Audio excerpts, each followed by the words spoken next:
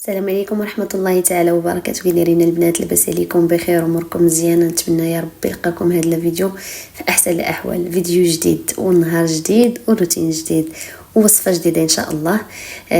بقاو معايا نشارك معكم فيديو تحفيزي بالنسبه للناس اللي كيعجبهم الفيديوهات التحفيزيه، وبالنسبه للناس اللي كيعجبهم وصفات الطبخ اكيد غادي نشارك معكم واحد الوصفه اللي سولتيني عليها بزاف على انستغرام، مع العلم انني شاركتها معكم في فيديو ولكن فيها باش نشاركها معكم هكا فيديو طويل باش الناس اللي كيبغيو كاينين الناس اللي باش نشرح لكم كاينين الناس اللي كيبغيو فيديو قصير، يعني دوك الناس كيكون عندهم خبره في المطبخ، خبره في الوصفات، فيقدر انا مثلا نقدر غير نشوف الحاجه غنعرف شنو كيفاش كدار ولا المراحل ديالها، نقدر نذوق الوصفه ونعرف شنو فيها. كاينين الناس اللي عاد بادين فاللي كيجي الفيديو طويل ولا كنطول عليه فيديو، شوفوا راه كاينين الناس اللي كتبغي بحال هذا النوع ديال الفيديوهات، فاني داك 1% كنخدم عليها. انا كنشوف دوك الناس اللي باغين يتعلموا ولا باغين شي واحد اللي يعطيهم الوقت ديالهم، فانا من داك الناس اللي باغا تعطيكم الوقت باش تعرفوا الحاجه وتفهموها. في هذا الفيديو كنت شاركت معكم ستوريات انني كنصب الزرابي. بزاف ديال السيدات اللي تواصلوا معايا في انستغرام قالوا لي حنايا نضنا خملنا وحكينا الزرابي. هنايا شنو درت؟ رقدت الزرابي هما الاولين، طبيعه الحال دوك الزرابي اونطيطاش الا كنتو عارفينهم، درت لهم الماء وجيت هنا درت الصابون حجره درتها هكا غير بيدي بلا ما ديروها ترقدوها كما تيقولوا ولا حكوها. في جميع الاحوال راه كتعطي لي في ديالها، ففقط تغدي تدوزوها بحال هكا كما دوزتها. ومشيت نشرت الحوايج وطويت وحدين اخرين وهبطت للدار. المهم درت شحال من حاجه عاد رجعت ليهم. صراحه دغيا هادو رحمه الله ما كرهتش انا نديرهم في الدار كامله، حيتاش ساهلين لا في التصبين لا في المسح الا كانت تخوات عليهم شي حاجه لا في كل شيء. صراحه تبارك الله دغيا. هنا راني درت الصابون درت هنا غير اي نوع ديال المسحوق التنظيف. صافي حكيتهم مزيان هكا باش طابوه. هنا ديت معايا بنتي صغيره عجبها الحال، خليتها لعبات بالما تشبعات، ولكن راه من الباب حيت لها كلشي من الباب ودوشت لها وبدلت لها حيت شبعات. لما شبعات تبارك الله كان داك النهار شويه الحال سخون، طلعت مع ديك 3 واقيلا ولا 4 هكاك، ولكن راه من با يومين تبارك الله نشفوا وما كيتسناوش. هذه باش مزيانين انك ما كتسناش انهم يسقطروا، عاده تمشي تنشريهم وعاده تمشي تقلبيهم وما دغيا ديك الساعات كتطلعوهم سواء الحبل او الحيط بحال هكا. انا غسلت هذا الحيط مزيان وصافي بديت كنشلل في الزربيات بالنسبه لهذه ديال السيجور. اما الاخرى اللي هكايا ديال الكولور فانا نشرتها نيشان في الحبل، ما احتاجيتش نهائيا انني نخليها تتقطع ولا. المهم راهم ساهلين. فكرني راسي هذا الفيديو راه عرفتو راه انت امتى صورتو لي شحال هذه كنت كنتفرج بزاف ديال ومازال كنتفرج بزاف ديال الدريه صراحه كيعجبوني الفيديوهات ديالهم، وكانوا كيصوروا فيديو وكانوا كيقولوا راه هذه هي اخر مره غنتعطلوا عليكم وهذه صافي وكدوز ثاني مده وكيتعطلوا وعاوتاني كيقولوا راه حنا راه يلا رجعنا لكم وغادي نعاودوا. دابا عاد حسيت بهم صراحه راه ماشي ساهل انك تصور. كنصور فيديوهات ماشي ما كنصورهمش، ولكن بعض المرات كتلقى راسك صورتي فيديو دازت عليه مده ما كيجيكش مازال تحطو، لان دازت المده ديالو. سيرتو اننا كنشاركو معكم كلشي في ستوريات ديال الانستغرام، كتجي مده دازت علاش شنو غتشاركي مازال، وكتضطري انك تمسحي داك الفيديو بحكم الضغط. وتبارك الله والوليدات راه ماشي سهل والله، ما سهل يوتيوب انك تخدمي عليه، سيرتو ملي كتخدمي على يوتيوب وعلى الانستغرام. المهم هنايا راه تتمه ما شاركتش معكم هنايا حيت صراحه دغيا خف نزربن. هذا السيجور هذا خملته دغيا ما كاملاش نص ساعه.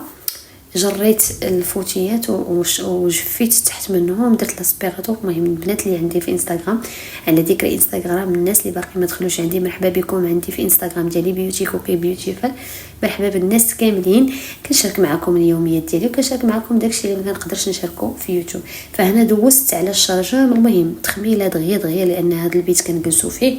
بديت تلاحظوا انني مغلفه الفراش لان تبارك الله الوليدات كيدوزوا اغلبيه ديال الوقت هم هنايا، وانا اصلا دايرهم على قبل وليداتي الا ما استمتعوش بهم واش غادي ندير بهم. ولكن باش نتفادى انني مع هذوك الطلامط بالسلسله كيمحنوك ملي كتبغي تلمطي وترجعيهم بلاصتهم كيمحنوا شويه.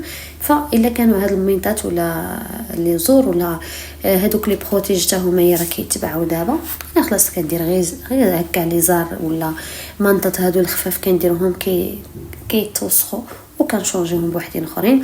فهنايا كانت واحد التخميله اللي هي فعلا كتغيض وجلست عليها. وصراحه ان بارابور للسداري هز هنا واختي الفوتوي كتجري وتجفي وتمسحي ودغيا والله العظيم الا ما كاملاش نص ساعه خملت فيه البيت.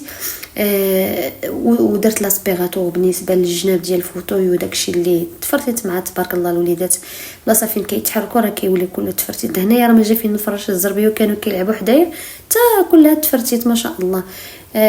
غير بعض المرات غير داكشي ديال الالعاب وهذا كتلقاهم شتي كلشي الدنيا عامره بالتخربيق. صافي هنا دوزت لاسبيغاتور صراحه كانت راحه نفسيه. راكم عارفين ملي كتخملوا وتفرشوا الفراش نقي وهذا كاع ما كتسخاو بعد انكم تجلسوا فيها. وهكا كانت النتيجه كما قلت لكم. فانا كندير هاد لي بروتيج هكايا باش ما يتوسخش ليا، وحتى الا تخوات شي حاجه كنحيدهم دغيا ونصبنهم وندير واحدين اخرين. وبالنسبه للناس اللي سولونا على البابي بان راه شاركت معكم لا فيديو نتا تقريبا هذا البيت فرشتها. فصراحه ما كيوقع ليه والو.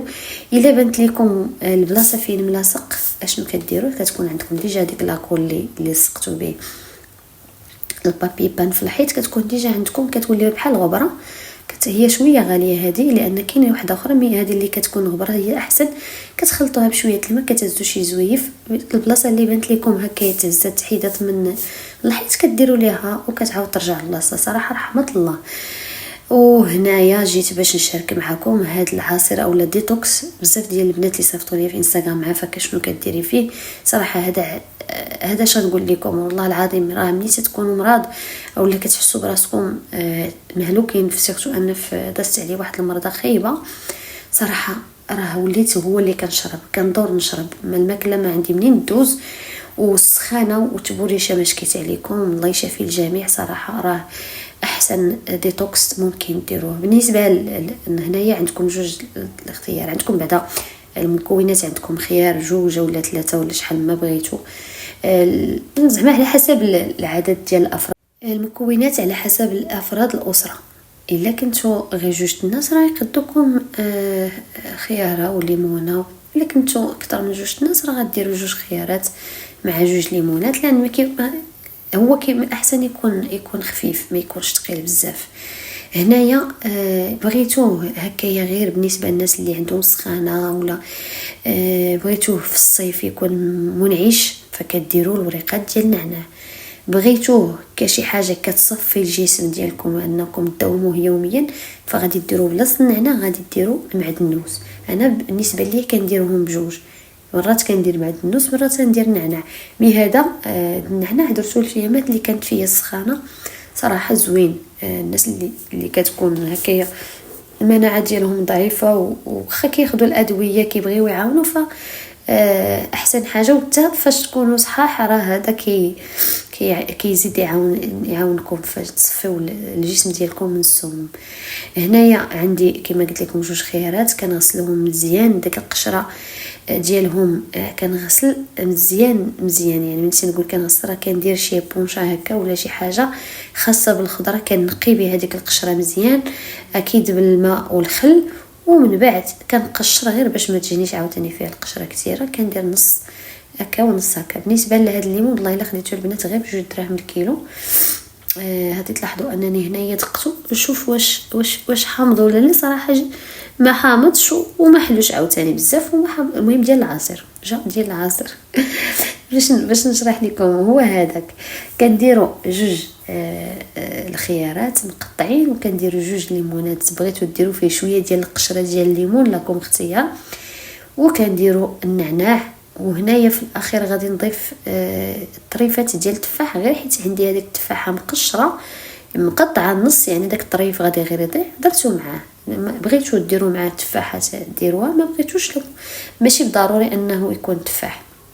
هنا كنحيد غير دوك الخيوط هكايا وغادي نقطع، غادي نبدا نقلب في الليمون الداخل ديالو. بانت لي فيه الزريعه فكنحيدها، ما بانش لي الزريعه كنخليه. وهذا الليمون هذا اللي قلت لكم صراحه كاع ما فيه الزريعه، صراحه يصلح للعصير. وندمت ملي ما خديتش منه الصراحه بزاف، كان باني 2 دراهم الكيلو، قلت محال. وبانت لي ديك القشره ديالو غليظه، قلت ربما نلقى الداخل ديالو نشف، حيت بعض المرات كتلقاو هكا من برا كيبان لكم راه ديال الماكله، ولكن ملي كتحلو كتلقاوه انه هذاك الليمون ناشف، ولكن صراحه زوين.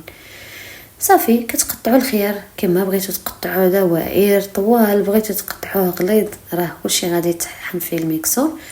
وكتقطعوا الليمون حتى هويا، كديروا الطريفات ديال هذا الوريقات ديال النعناع وكطحنوا بالماء. هنايا كما قلت لكم بغيتوه يكون خفيف، لان قد ما كيكون الماء، قد ما حنايا كنشربوا الماء بزاف قد ما الجسم ديالنا كيصفي. ملي كيكون العصير ثقيل غادي يكون ثقيل حتى باش يتصفى في الجسم ديالكم. الا كان خفيف راه بحال كتشربوا الماء لما مخلط مع شي حاجه مع الحامض ولا مع شي. هادشي اللي بغيتو ديتوكس خصكم تخليوه يكون خفيف شويه. هنا بنتي راه جات لقاتني قالت لي بغات الليمون وعطيته ليها عجبهم. عزيز عليهم الليمون، عزيز عليهم الليمون في الديسير بزاف، عزيز عليهم الليمون والفخيز صافي. والشي الاخر ماشي بزاف. والبطيخ هذاك الشيء ديال الفواكه ديال سيرتو ديال الصيف ما كنزعمش عليهم بزاف، حيت كنخاف من التسمم. صافي كتطحنوا في الميكسور. اللي بغى يدير السكر يدير السكر، ما بغاش ما يديروش، لان الخيار والليمون راه تيكون بطبيعه الحال كيكون حلو، ما تحتاجوش تضيفوا السكر. ملي لقيتو ديروا السكر ديروه. صافي كتضيفوا الماء القياس تقريبا. هنايا شحال ضفت ديال الماء؟ تقريبا شي لتر ونص ديال الماء.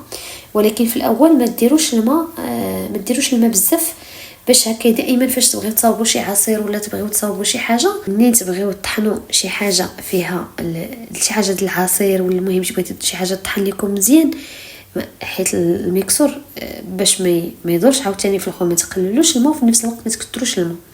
ملي يجي الموس يدور داكشي يكون شويه هكا داير باش يطحن لكم مزيان.